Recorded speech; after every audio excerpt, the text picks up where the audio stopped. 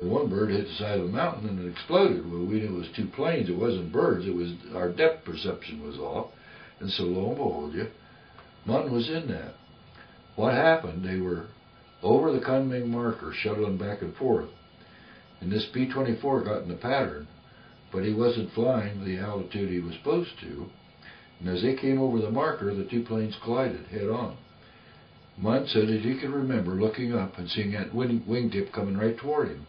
What cut he was checking out as to be first pilot. It cut the pilot out. The co-pilot was the instructor pilot, was flying there. Cut him in two, the radio operator and the crew chief. It just sliced, just like you take a meat cleaver and slice that plane like that. And it went in naturally. Well, Munn said he was all tangled up, and he didn't have his chute on. He was sitting on top of it.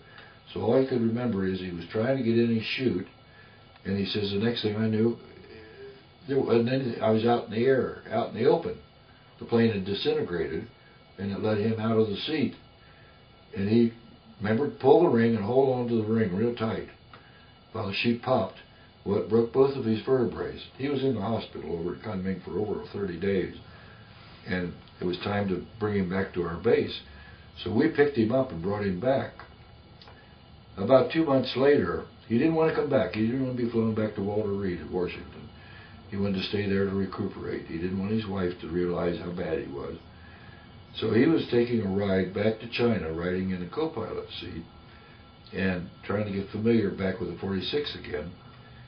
And they took off from our base, and they hadn't been on. It took 7.5 minutes to get from the end of our runway to what we call the Sedita marker. And that's where we'd make our climb out to get up to 10,000 feet, and then we'd make another climb going out through Hell's Gate Pass. Well, they were about 5 minutes out of the field, and they came in with a mayday. Means they were going down. We looked and looked and looked and looked. I spent days taking the L5 out and just cross-lacing the jungle like we used to do in sub-patrol.